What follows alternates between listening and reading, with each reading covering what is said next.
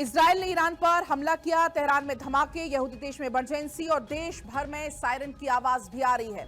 और इस बीच हमारे साथ विंग कमांडर आलोक सहाय जी जुड़ चुके हैं, डिफेंस एक्सपर्ट हैं। सर, स्वागत आपका भारत 24 पर। लेकिन इसको हम समझना सर चाहेंगे, जिस तरीके से आज सुबह ही जानकारी आती है सामने, 60% यूरेनियम की जानकारी मिलती है, अचानक से यह हमला बोल दिया जाता है। लेकिन इसके पीछे हम इजराइल ने ये समय क्यों चुना? दूसरी एक बड़ी बात यह भी है कि ईरान जो इतना मजबूत, इतना सक्षम है, तो वो इन हमलों को कैसे नहीं रोक पाया? देखिए, इसमें कोई शक नहीं है कि इजराइल के पास और अमेरिका के पास ऐसे इलेक्ट्रॉनिक्स उपकरण हैं जो उनके एयर डिफेंस सिस्टम को जाम कर सकते हैं।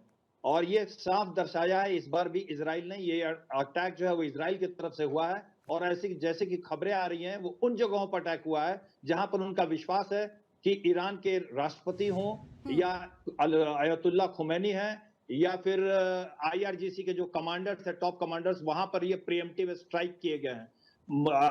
ये साफ मंशा है कि पहले टॉप लीडरशिप को खत्म किया जाए। ये एक लिमिटेड स्ट्राइक है, अभी फुल स्केल युद्ध अभी नहीं हुआ है, लेकिन ये निश्चित रूप से एक खुले युद्ध में बदल जाएगा, क्योंकि इजराइल के एग्जिस्टेंस का सवाल है। अमेरिका अभी पिछले निगोशिएशंस के दौरान में ऐसी संभावनाएं लग रही थी कि अगर ईरान मान जाता है न्यूक्लियर के संवर्धन को रोकने पर, तो शायद शांति स्थापित हो जाए, जो कि इजराइल के लिए बहुत बड़ा एक खतरा था, क्योंकि इजराइल के एग्जिस्टेंस का खतरा है ईरान के बैलिस्टिक मिसाइल से।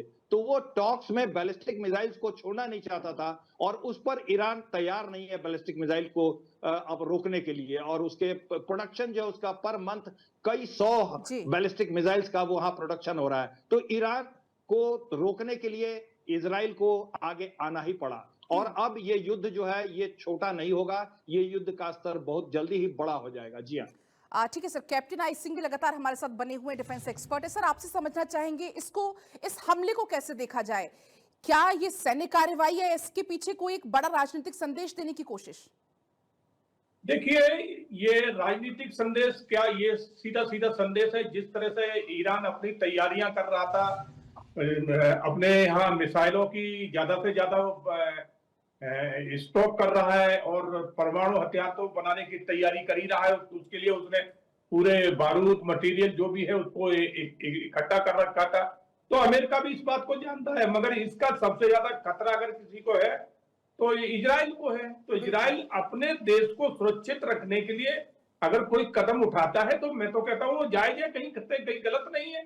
क्योंकि वो ईरान के चारों सराउंडिंग में जितने भी देश हैं वो सब इस्लामिक देश हैं। एक अकेला इजराइल है जो उनके बीच में है, मगर वो तो उसकी अपनी टेक्नोलॉजी बहुत अच्छी है, अपनी तैयारियां अच्छी है, इसलिए उनका मुकाबला कर रहा है, उनका सामना कर रहा है। नहीं, इजराइल को तो अभी तक ये कब से मार के भगा चुके होते।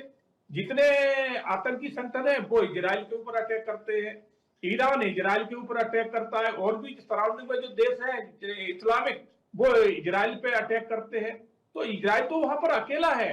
मगर अमेरिका ने जो अभी अमेरिका ने भी, जैसे मैं देख रहा हूं कि अमेरिका ने भी इब्राहिम लिंकन से अटैक कर दिया ईरान के ऊपर।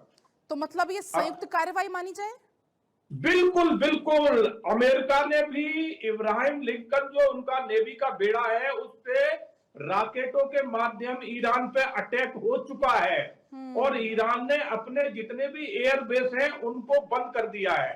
और जो इजराइल ने कहा है, अपने नागरिकों को बड़ा संदेश दिया है कि जितने भी हमारे नागरिक हैं और जो भी वो सुरक्षित स्थान पर चले जाए। तो ये युद्ध अब सोचिए कि अब रुकने वाला नहीं है, ये युद्ध बहुत आगे बढ़ चुका है। भारत पर कैसा असर पड़ेगा इस पर अभी हम चर्चा आपसे करेंगे, लेकिन इसी बात का जिक्र भी हम कर रहे थे कि लड़ाई तो शुरू हो गई है, लेकिन अब ईरान शांत नहीं बैठेगा। ईरान ये कह रहा है कि हमले का अंत अब आपके हाथ में नहीं, लड़ाई शुरू तुमने की, खत्म हम करेंगे।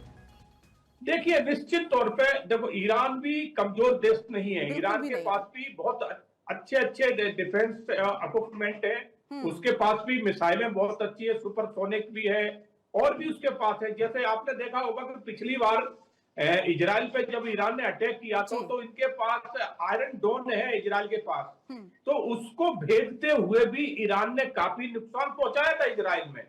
तो इजराइल अपनी जो शक्ति है, अपना जो उसका रक्षक का जब कवच है, जो तो उससे अपने आप को बचा जरूर रहा है। मगर आप ये कहो कि ईरान कमजोर है, ईरान के साथ और भी काफी देश जुड़े हुए हैं, वो भी उसके साथ कहीं ना कहीं उसकी मदद करेंगे। तो तो कहने का सर, मतलब ये इजराइल है की कि अगर हम सैनिक क्षमता की बात करें, ईरान की सैनिक क्षमता की बात करें, तो क्या आपको लगता है ईरान कितना टिक पाएगा, इजराइल कितना टिक पाएगा?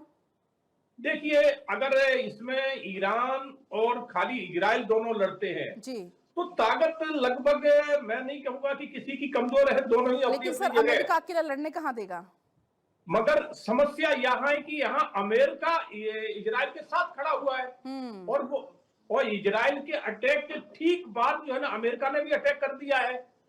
तो ये लड़ाई बहुत आगे बढ़ चुकी है। जैसे ईरान कह रहा है कि अब खत्म हम करेंगे, तो हो सकता है कि ईरान खत्म करने योग्य बचे ही ना, क्योंकि अमेरिका पूरी तैयारी आज से नहीं 2 महीने से कर रहा है। और अमेरिका ने ईरान के चारों तरफ सराउंडिंग में अपने जितने भी नेवी के बेड़ा है, वो पहले से ही उसने वहां पर तटस्थ कर दिए हैं। तो तैयारी बहुत बड़ी है, और इस तैयारी में अगर देखो, जब युद्ध होता है तो नुकसान सभी देशों का होता है, मगर इसमें सबसे ज्यादा बड़ा अगर किसी का नुकसान होगा तो ईरान का होने वाला है। तो सर, क्योंकि क्या यहाँ ईरान कोई ऐसा बड़ा कदम उठा सकती है जो उसके अंदर जो ऐसी हलचल हड़कंप मची हुई है उससे बचने के लिए, निपटने के लिए उससे? देखिए, ईरान तो अपनी तरफ से कभी तो कोई नहीं छोड़ेगा। जब जिस किसी के ऊपर अटैक होता है तो अपनी पूरी शक्ति और अपने सामर्थ्य के साथ वो लड़ता है। तो ईरान भी अपनी कोई कमजोरी नहीं छोड़ेगा।